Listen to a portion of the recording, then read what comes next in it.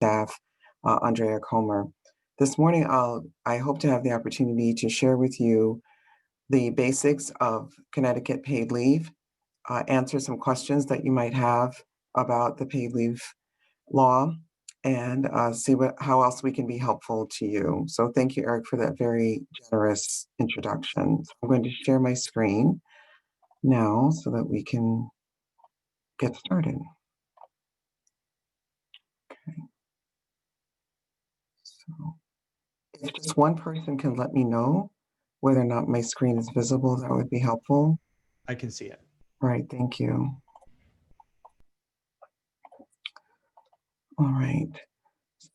Eric, you're very generous to explain my background and where I come from and what I've done. So I will move past the slide and go right into the agenda. So today we'll talk a little bit about the authority itself, the act, eligibility and qualifying reasons for leave, the benefits, the private plan. I know there are a number of questions about that.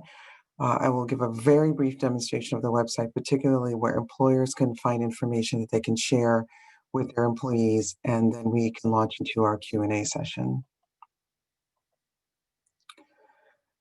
Our charge at the authority is to provide some support for people as they go out for qualifying reasons to take care of themselves or their families without having to worry about lost income. For employees, we are charged with providing pathways to accessible paid leave benefits, and for employers, our primary goal is to help support you in providing that leave. What we know and what we've learned about particularly small to medium-sized employers who may not have had any interaction with family and medical leave, either at the state or federal level, is that this can be very challenging to navigate. And we get that. So it's for that reason that you'll see that our website is designed in a particular way that makes it easy to find the information that you need, we believe, and that our philosophy at the Paid Leave Authority is that we're here to help and support you. Our primary responsibilities are these. We are responsible for talking to people about the Paid Leave Act, as we're doing today, and we've done probably about 40 times before this, and we'll continue to do that, to develop the policies and procedures needed to run the program. We establish the contribution rates, and we're also responsible for receiving contributions. The contribution rate, as we'll talk later, is 0.5%, and that is statutorily determined. We approve and audit private plans, which we also call voluntary plans, and we are responsible for administering the leave claims, which will be available in 2022. In a nutshell, this is how paid leave will work for those that have one or more employees who are not in the category of people who will be excluded from paid leave. The employee applies to the employer for leave, and this doesn't happen until 2022. As I mentioned earlier, the statute applies to employers of one or more employees. They receive the application, which we will be providing for you. We're in the process of developing that, and determine eligibility. If the employee is indeed eligible, then the employee grants leave. It is for those employers, those of you who may have 50 employees or more, know that that family and medical leave is essentially an entitlement. If the person meets the qualifying standards, then they're entitled to take the leave. If in fact they have enough time to be paid for all of the time that they will be away on leave, then they can use that time for leave. And in some cases, the employer can either voluntarily or can compel the employee to use that paid time for their leave. If they don't have enough time, then they can come to the Paid Leave Authority for those paid leave benefits. And that is essentially how it works in a nutshell. Of course, there are many nuances, and I'll try to go through some of those today. If you're a sole proprietor or you're self-employed, your applications are actually made directly to the Paid Leave Authority. If you're indeed eligible, then we approve the payment for that leave, and leave is limited to 12 weeks in one 12-month period, and up to 14 weeks for incapacitation that occurs during pregnancy. The 12-week limit applies whether you are approving leave as an employer or whether you're taking leave as a sole proprietor or self-employed. It is the limit of the leave under the law, under either circumstance. Here are some of the key dates. We launched our website on September 4th. Again, I will do a very brief demonstration of that site at the end of our presentation. Employer registration will begin this month on November 23rd. What that is, it's a very simple 4-step process where you essentially let us know that you're here. We will be getting some data from the Department of Labor and the Department of Revenue Services. But in order to reconcile the data that we collect with those two organizations, we are asking all employers to register. Employers will begin to deduct 1/2 of 1% of wages from their employees starting on January 1, 2021. If you use a third-party administrator, a tax accountant, or any other service to do this on your behalf, we have been in constant communication with the major trade associations to which your third-party administrator probably belongs, so they already know about this. And if they don't, let us know that, because then we will follow up with that TPA group. And benefits begin in January of 2022. All right, so who is covered? Employers of one or more people, and as I mentioned earlier, sole proprietors and self-employed individuals may also participate. If you choose to do so, you must remain in the plan for at least 3 years. If you choose to leave the plan at 3 years, you can simply do that in writing. An email will suffice, and to let us know, and you have to do that 30 days before you intend to terminate your participation in the plan. So generally, who's not covered? Employees of the state of Connecticut, with some exceptions. That is, the managerial, non-unionized employees of the state. Municipalities, unless they have covered state employees as defined by statute. Non-public elementary or secondary schools, and local or regional boards of education. The exceptions here are these.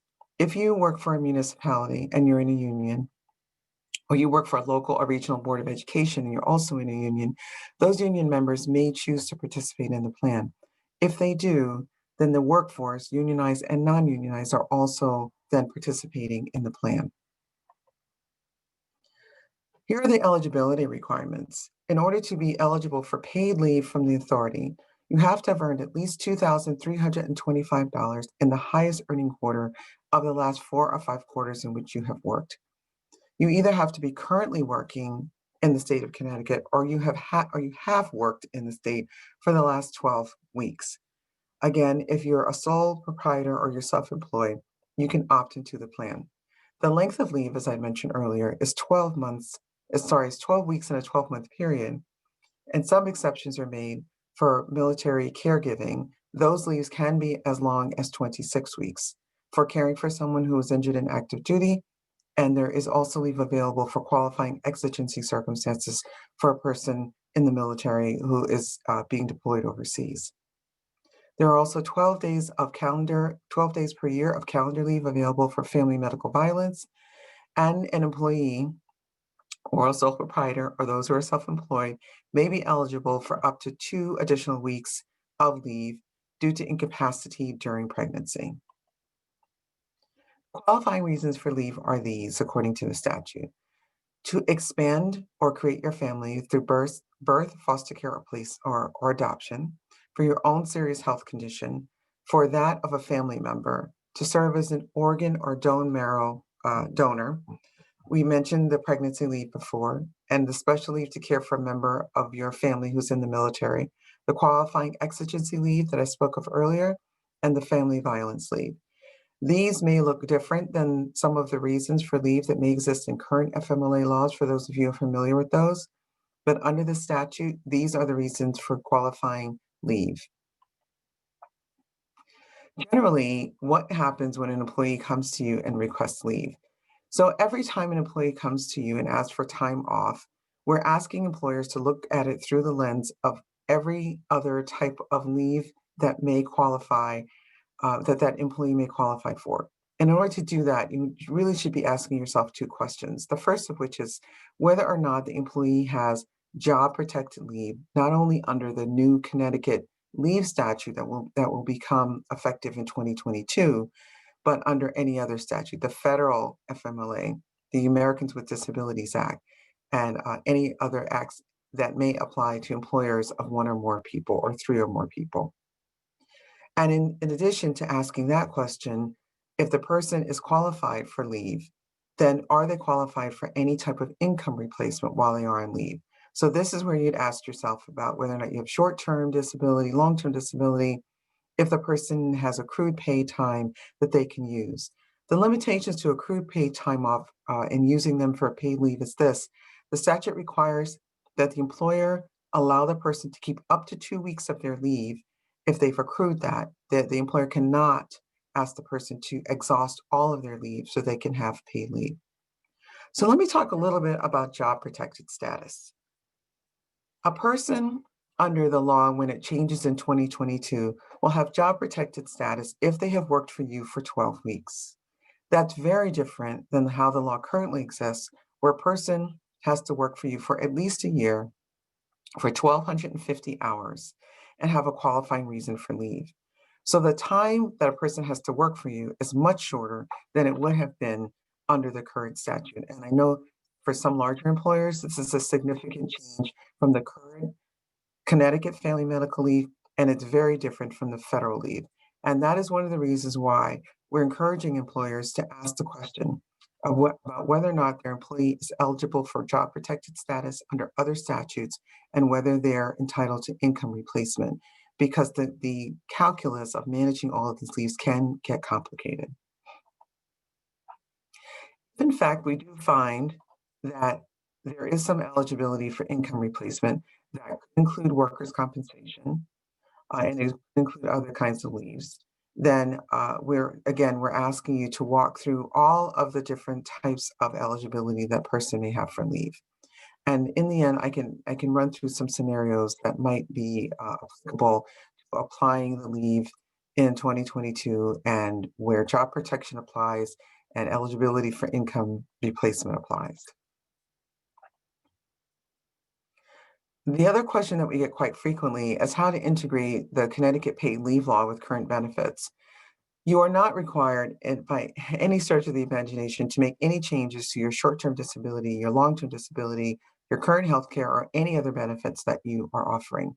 As I mentioned earlier, you can, in fact, choose or you may require your employee to use their accrued vacation, personal, family leave for any part of the leave that they have available to them. For those of you that may have spouses that work for the same employer, here is an explanation about how that process may work. Under the federal leave, you'll notice here that the spouses are required to share their 12-week job protected leave entitlement if it is for bonding with a new child or if it's to care for a parent with a serious health condition. Under the current state FMLA, those spouses are also required to share their leaves for the same reasons. Under the new law that will become available in 2022, the spouses are not required to share their 12-week paid leave for any reason. So that's a significant change to the law that employers should know if you are, in fact, employing spouses. Let's turn our attention a little bit to private plans. Under the statute, as some of you may know, there's an ability for employers to offer their own plan and opt out of participating in the state's plan. But that opt out comes with certain conditions, and those conditions are these. The private plan has to offer the same or better benefits as the public plan, and it can't cost employees any more than it would to participate in the public plan. That means that their contribution must be limited to 0.5%. The question I also get very often is whether or not employers can pay this on behalf of employees, and the answer to that question is no, you may not. The only way in order to do that is to gross up your employees' wages so that they don't feel the difference, but it is an employee-funded plan exclusively. You must demonstrate the ability to administer claims and benefits. You must also hold a vote, this is statutorily mandated, to seek the employee approval in order to engage in a private plan. And it has to be a majority vote of all of the eligible employees who work in Connecticut. And finally, the paid leave authority must approve the plan. If in fact you decide that you'd like to offer a private plan, there are two ways in which to do that. The first is to offer a private plan through a traditional insurer. And to do that, you can begin to let us know that you intend to do that on November 23rd when you go in and register. The registration process will allow you to just indicate your intent to offer a private plan. When the Paid Leave Authority site opens, that should be CTPL, not CTPF, we will send you an email letting you know when you can actually enter your plan and proof of voting, and also affirm that your plan complies with all of the benefits. And again, you have to have sufficient resources to administer the plan. At this very moment, we are asking employers to only do two things. You have to have a declarations document from your insurer. Your insurer will know what that is, and to develop what we are calling a plain language guide for distribution to your employees. We have a template for that. And so let me just take a moment to explain what that's about. The way that the statute currently reads is that employers would have to have offered us an entirely developed insurance policy from an insurer and have held a vote. And we understand that this can be a very onerous process. So the way to simplify that is this. If you have a declarations page from an approved insurer, and the Department of Insurance has those, and you offer your employees a plain language guide, which is essentially a summary that we've created on your behalf that summarizes what the plan will be that you can modify or customize for your employees. Those are the only two pieces of documentation that you will need in order to hold your vote. You don't need to have the entire policy. You don't need to have a long explanation about how it works. We've done all of that. If you have those two documents, then you're prepared to hold a vote. Later on, after you've held a vote, you can come back to the Pay Leave Authority site, and we will ask you to upload three things: proof that you held the majority vote, a copy of the deck page, and a copy of the plain language guide. When the policies are finally available from the insurers, and we know that it's going to take some months to make those available, we'll ask for those as well. But this should simplify the process for those of you that are using an insurer. For those of you that choose to use a self-insured plan, your path to insurance is a little bit different. You will also register. You also have to comply with all of the requirements that I outlined earlier for the private plan, and you have to demonstrate that you have sufficient resources. For you two, there's also a self-insurance declarations document. It looks a bit different than the one that would be obtained from traditional insurers. That's available on the site, and you'll also have a plain language guide that you can use. It's the exact same one. The difference for self-insured plans is that the statute requires that you have a surety bond that runs to the benefit of the paid leave trust that's equal to the contributions that your employees would make if, in fact, they were contributing to the paid leave trust directly. You would then upload your surety bond, your plain language guide, and also your proof of that you've held a vote and that your employees have approved your private plan. Here is a list of the approved insurers to date, and I think we've added one more. I think Sun Life actually was added to this list as of yesterday. So you can see that there are a number of insurance companies who have expressed an interest in providing private plan coverage for employers. Oh, let me go back a bit. Back one. Okay. You've heard me reference for several times registration. Here are the steps that you can follow. The first thing you would do is go into business.ct.gov. You can see that here. You would create an account. This is a very simple process. You will then be returned to our site with your credentials to sign on and register, and then you would link your account with an FEIN. When you get to our site, you can actually download a checklist of the documents and information that you will need, as well as instructions that will send you to the business.ct.gov site so that you can do all of that before you get in the middle of the registration process. So I will admit that this part was developed around my own pet peeves, getting into sites, getting halfway through it, and realizing that I need 19 documents that they probably should have told me about before I started. So now we have a checklist to help avoid that kind of experience for you. So you've heard me also talk about the website. I'm actually going to stop sharing my screen for a minute and just go through the site very briefly, particularly showing you the employer version of the site. So let me stop sharing.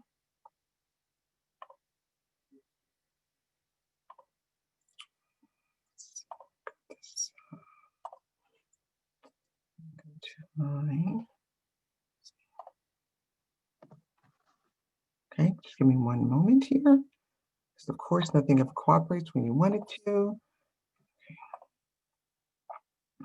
Here we go. All right. I just need one person to confirm that they can see my screen. We can see it. We can see it. Great, thank you. This is the Connecticut Paid Leave site, which you can find at www.ctpaidleave.org. I am going to go, this is actually our home page. So I'll start here and then I'll go to the employer site. If you are in fact a sole proprietor or self-employed, every page on this site will have a way for you to navigate this at the top of the screen. You can click on this and there's information here that is directly applicable to your role. It explains what the qualifying circumstances are, what the opt-in requirements are, and what that time frame looks like, including re-enrollment and withdrawal. It explains the process and estimates your payments for you. You can download a fact sheet. Let me do that here so I can just show you what that looks like. It's a little bit slow. Okay. You can do it. Here we go. All right. And this guide is available for employers, for employees, and for the self-employed and sole proprietors.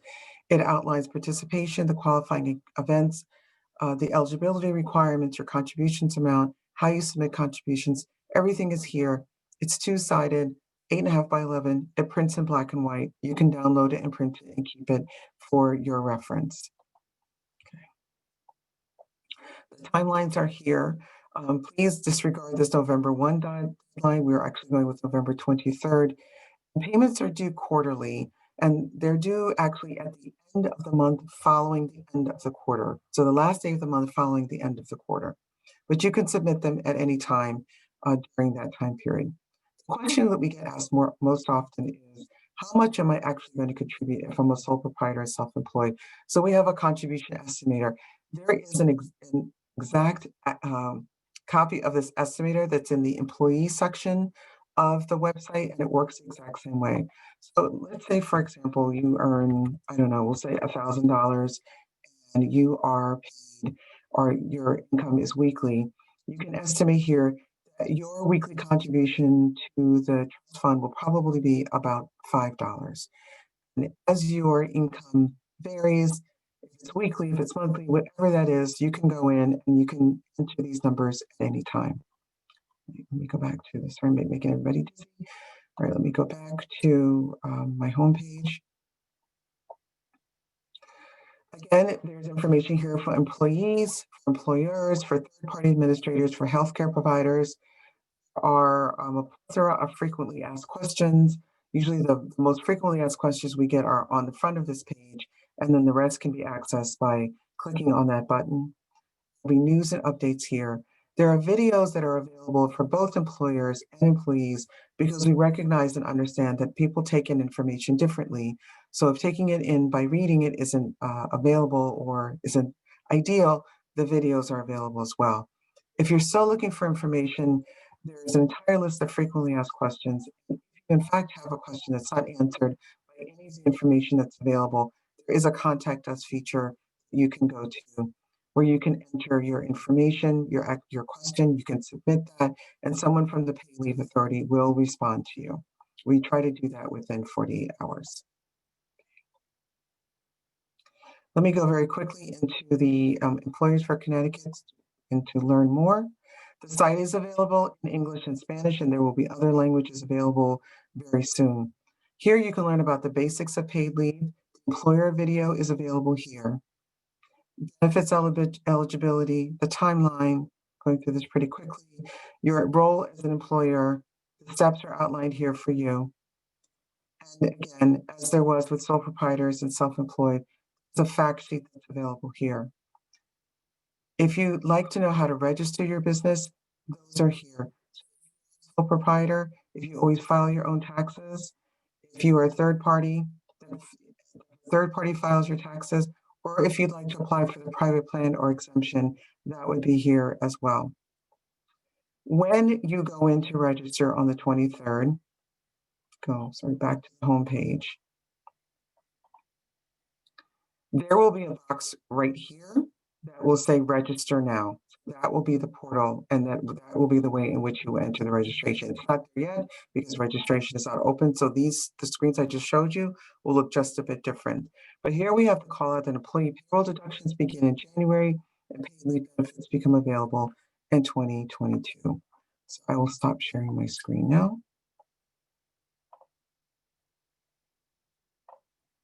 I can't do where it was.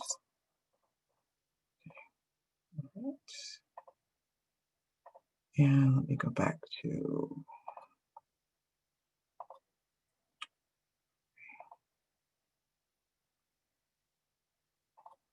Okay. One property. Here we go. All right. As I ran through the timeline earlier, here's just a reminder of that. Registration begins on November 23rd. Payments are due the last day of the month following the end of the quarter. Applications for benefits will begin in the fall and the winter of 2021. And sorry, the state is incorrect. Benefits will be available starting 1/1/2022. Okay. And we're here to help you. Because we are still a growing agency with a small staff, we are helping our people primarily, our constituency primarily through email. You can email us at support@ctpleave.org, or you can use the Contact Us portal that I showed you today. There are some resources that may answer most of your questions, frequently asked questions, and the videos that we have available. So I know I ran through that pretty quickly, but I want to leave some time for questions. I want to thank you for your time and see if there's any questions that I can answer for you. Well, Andrea, thank you so much. That was a very comprehensive presentation. And I'm sure there are other questions out there, so you can start putting those in the chat, and Eric and Sure. I will pull those up and bring those to your attention. I guess you kind of touched on it at the end there, but just want to ask you, I'm guessing there's going to be lots of questions that are going to be coming your way. And what should people do? I know you said email is going to be the primary way to be able to answer those. Do you expect some delays in getting responses back? I'm just thinking that for you guys, there may be a crushing amount of answers, and we'll try to answer as many questions at the chamber. Yeah. And I should let everyone know too, we are recording this session, so we will. Oh, that's good. Available. Yeah, that's good. So we do expect that we'll have a number of questions and that it may take us a little bit of time to get back to everyone. We do have a small staff. There are only 8 of us at the authority right now. We're continuing to hire people.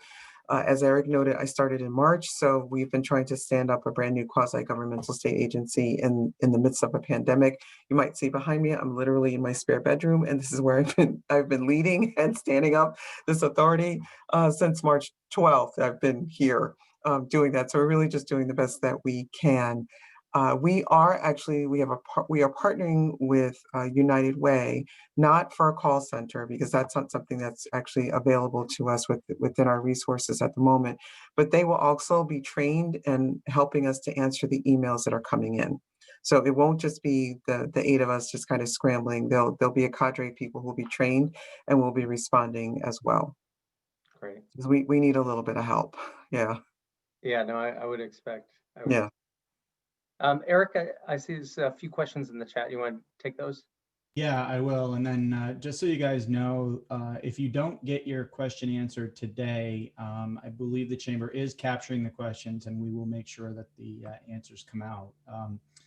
So Andrea, one fundamental kind of landscape question I have when we look at options to employers that are required to comply with this, it sounds like if I summarize it, they have 3 choices. 1, they can register with the authority, take the 0.5% out of employees' pay, and your team handles, claim facilitation once we get to 2020.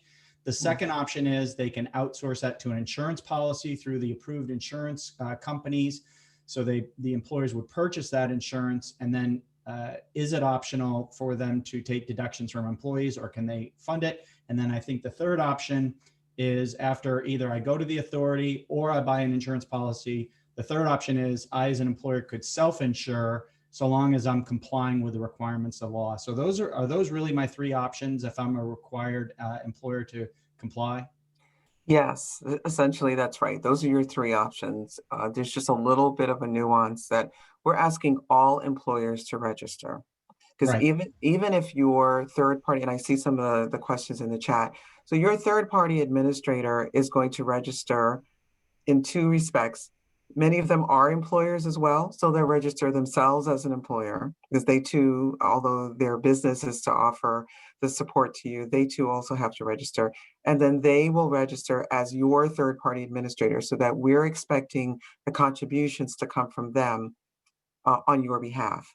But also as an employer, we may need to communicate with you directly. So there might be, particularly on the benefits administration side. So if someone from your organization comes to the paid leave authority, let's say they don't have job protection yet, but they qualify for leave. That would be one of the examples. And so they're coming over to get paid. We're going to be asking questions like, do you know they're taking leave, or they're making the request? How long have they worked for you? So we need to just know what the landscape of employers are. As I said, we're trying to do that by coordinating with the Department of Labor as much as we can. But we would also like to have all employers register for that purpose. But essentially, as you outline it, you're right. Those are the three options. You can send your employees to the public plan. You can create your own private plan with a list of insurers that is growing daily, or you can self-insure by getting your own surety bond and providing it yourself. The way that our plan is designed, the employee must contribute to the plan. You as the employer cannot fund it on their behalf. It's just not, it's not permitted under the plan the way that the plan is designed. And so with that said, regardless of those three options, starting January 1st, all employers should start deducting 0.5% out of employees' pay for this program, regardless of whether they're holding those assets, they're transferring them to an insurance company, or sending them to your authority. That is absolutely correct. The other question we get is whether we're requiring that you hold it in a trust or you segregate it in some way. There is no requirement under the statute that we do that you do that, and we're also not creating that as a requirement by regulation. We are encouraging all employers to do what you would usually do with any other state obligation or federal obligation to withhold a payment that's due to the state. And however you would segregate that and protect that from any other kind of payment obligation that you might have as a business, we're asking you to do the same thing. So payroll taxes, unemployment insurance obligations, however you manage that, this would be handled in the same way. How would you recommend talking with employees? I'm sure it's going to be a lot of questions, especially since they're not going to see the benefit for a year of this program, and they're going to start seeing that reduction. Just any general advice for those discussions with employees? Sure. So there are a few things that you can do. First, I would highly recommend that you go to the website and go to the guide for the employees section that I showed you and download that guide. In about 4 days, if you go back to the site under the employer section, there will be an employer toolkit that's available for you. And it will have 4 things in it. And Andrea Comer, please help me because I always manage to leave one out. There will be an entire multi-page kit that has everything that's on that site in one document for you. The second thing it will have is what we're calling a paycheck stuffer. And you can print that, you can send it out. It'll be an electronic form. You can print it, you can send it to your employees, and it essentially says, come January 1, 2021, your paycheck is going to look different, and here's why. And it has a QR code on it that will send your employees directly to that contribution estimator that I demonstrated on the sole proprietor site. It's also on the employee page of the website. The third is a poster that if we were in our workplaces, you would normally download. It looks like the workers' comp poster. It looks like all the other posters that you put up in your break room that tells you kind of what your rights are. So we're calling it an employee rights poster so that you can know what it looks like, but it's essentially a summary of all of that. And then, Andrea, what is the fourth thing that I always forget? What am I missing?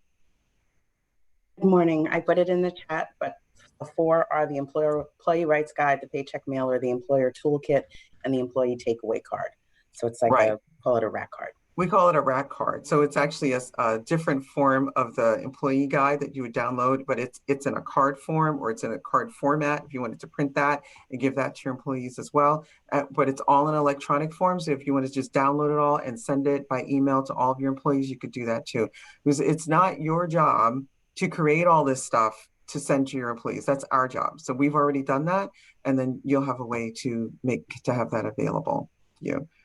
So Andrea, the other thing that we can do is we're just, even before it gets on the site, we can send that to you at the chamber and you can distribute that. We can probably do that for you today. So everyone can have that. Great. Send that out. Yeah. Andrea's on it. We got it. Okay. Two kind of financing questions. So I'm going to ask the first one, which is, remind us, the 0.5% coming out of employees' paychecks, is that a pre-tax or a post-tax deduction? Oh, that's a great question. It is, it's post-tax, so it's based on the FICA number. So once you've calculated whatever your FICA number is, it's 0.5% of that number. Okay. And then the second question is, when we look at the three options, register and pay to the authority, self-insure. The third option is transfer and contract with an insurance carrier that has elected to enter into this market, file for, be approved for, and offer policies. I know, working on the insurance side that, some of the, there's always well, not always, there's skepticism on the viability of the 0.5% being sustainable. Is the authority, when we look at the insurance companies looking to get into this business, are you simply saying, fine, if you guys want to do it, the only limit is you can't charge more than 0.5% to the employees? Or are you getting in any of that procurement or creation of the insurance policies? Or are you just letting the carriers come to you and saying, we want to get into this business? All right. I'm not sure I understood the whole question, but I'll try to answer. The question is, when we look at insurance, the real question is, are insurance companies simply coming to the authority to say, we want to offer a plan, or are you trying to procure additional insurance options with the carriers that are interested, like a Sun Life you mentioned yesterday was approved?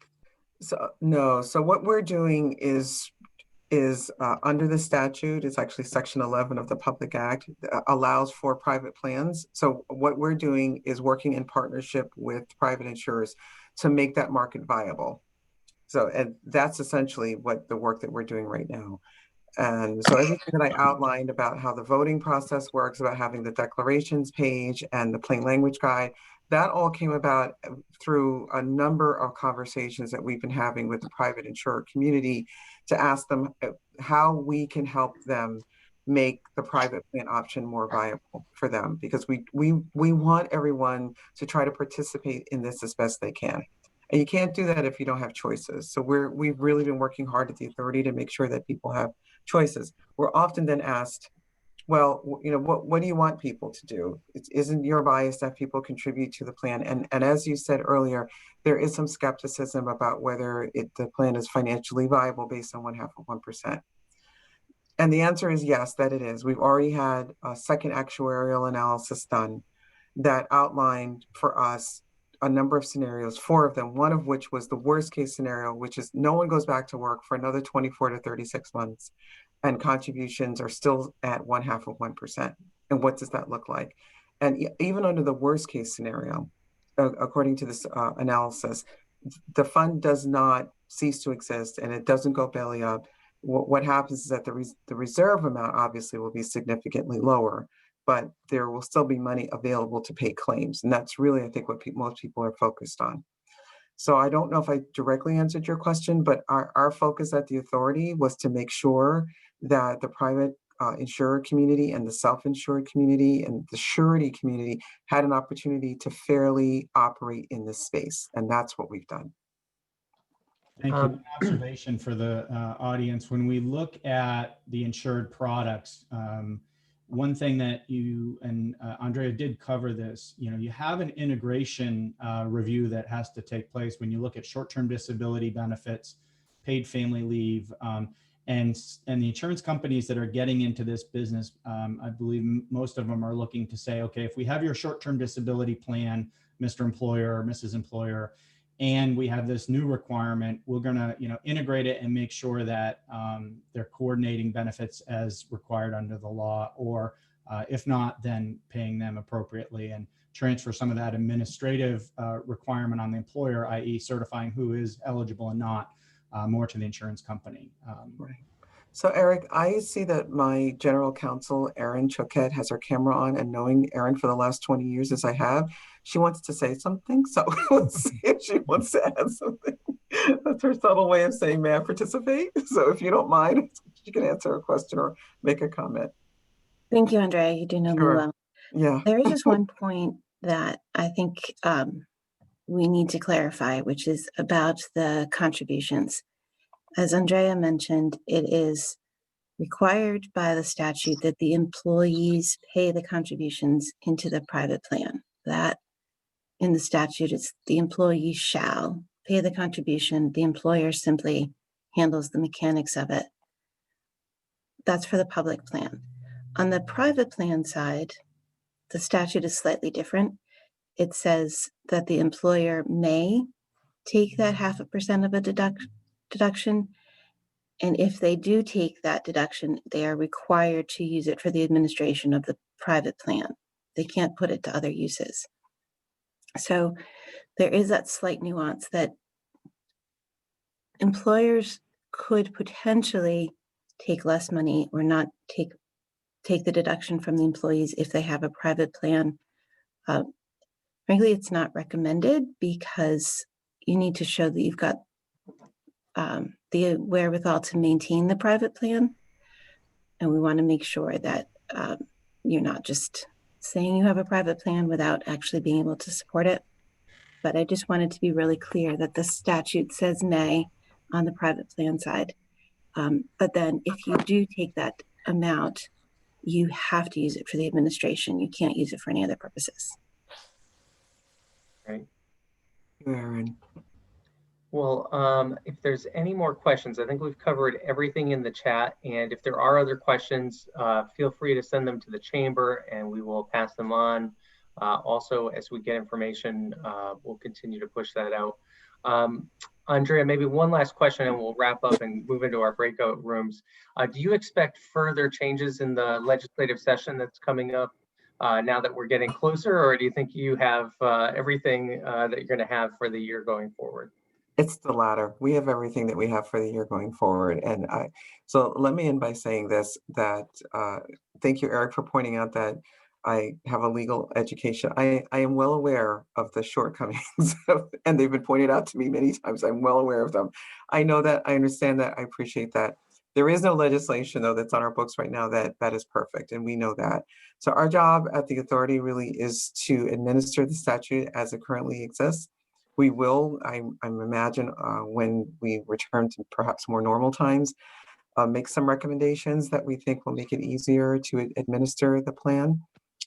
Because we obviously do this work because we believe that it provides a benefit to employees and sole proprietors and self-employed in the state of Connecticut. I've heard many, many stories from the employer side about the challenges in administering it as small businesses, but I think I've heard just as many stories from employees and those who are also small businesses and self-employed about the benefit of having the security of having some income replacement when something happens in your life.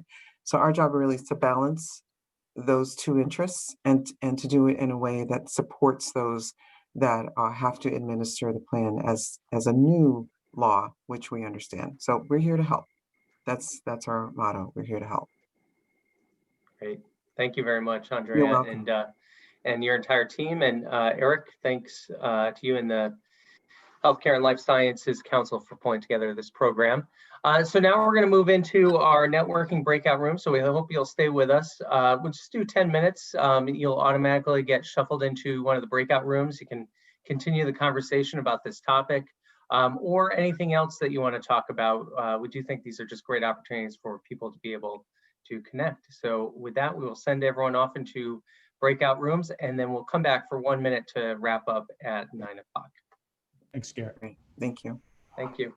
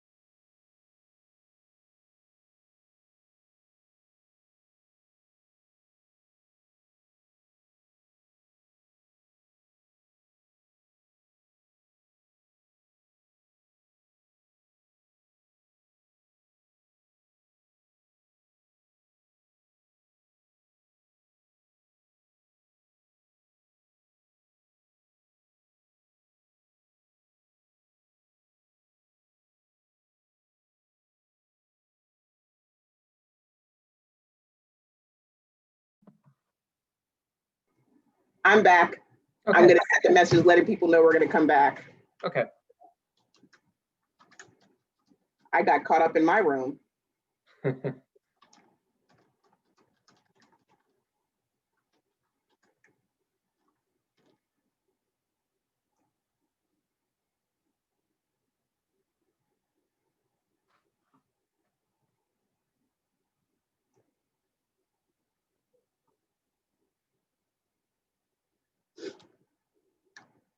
And then we have the closing slides, Garrett. Great.